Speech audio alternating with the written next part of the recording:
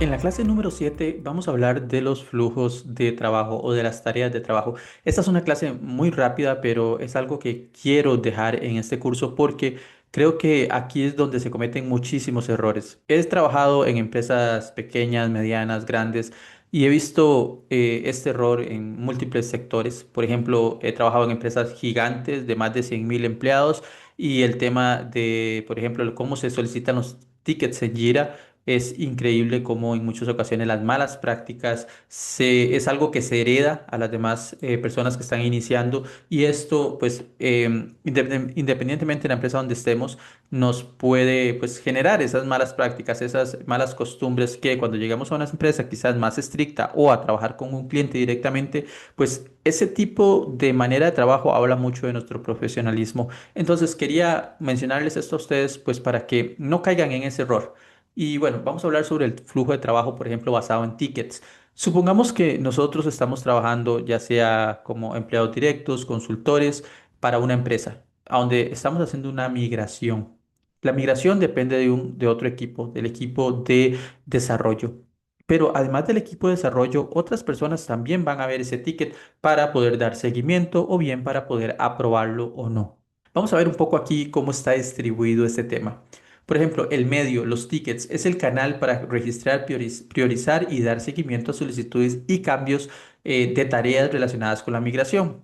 Aquí estoy hablando únicamente de la migración, pero puede aplicar para muchos otros temas de trabajos, por ejemplo, de SEO. Por ejemplo, cuando nosotros creamos un ticket, y aquí va a depender de la empresa, hay ocasiones en las cuales nosotros podemos asignar ese ticket directamente a un equipo, a un desarrollador. Pero en algunos casos y en empresas grandes, principalmente donde inclusive tienen lo que son procesos con Scrum y demás, puede que tengan ese Product Owner también, que es el que se encarga de dar la prioridad al ticket independientemente de cómo lo crearon ustedes. O sea, ustedes pueden crear ese ticket y no va a llegar directamente al desarrollador, sino que el Product Owner, con base en lo que ustedes les mencionan, va a decidir si ese ticket es prioridad o no. Y bueno, y luego esto se asigna ya a lo que sería el desarrollador para que lo pueda pues trabajar y luego pasar al área de testing. Entonces, en Jira se utiliza pues muchos métodos de trabajo, pero también se puede utilizar con Asana o inclusive he visto lugares más dinámicos donde pues simplemente utilizan la herramienta Trello. Pero por lo general cuando trabajamos en proyectos grandes vamos a ver Jira en la mayoría de los casos. Entonces, es importante que nosotros cuando vayamos a crear un ticket nos aseguremos de tener buenas prácticas. Aquí hay un ejemplo súper sencillo de una buena práctica para crear un ticket. Ustedes crean el título, luego el título, un breve resumen o descripción y pueden decir, hey, crea estas redirecciones de las URLs obsoletas localizadas en X folder, por ejemplo, hacia su equivalente. ¿Cómo proceder? Le indican al desarrollador, estas son las URLs, debes proceder de A, B y C de esta manera. Por ejemplo, aquí tenemos la lista, pero si tenemos un archivo, le decimos descarga el archivo y con base en el archivo descargado, crea las redirecciones. Y si tenemos alguna nota adicional, lo podemos agregar, confirma que todas las URLs estén correctamente redireccionando hacia su destino antes de enviármelo a mí para poderlo yo también validar y demás. En criterio aceptado, todas las URLs deben ser redireccionadas entregando una respuesta de servidor 301. Como pueden ver, no es algo tan complicado. En algunos casos, como les digo, no encuentro otra palabra para describirlo, es pereza de hacer bien las cosas. A veces simplemente hacen un ticket que redirecciona estas URLs y listo.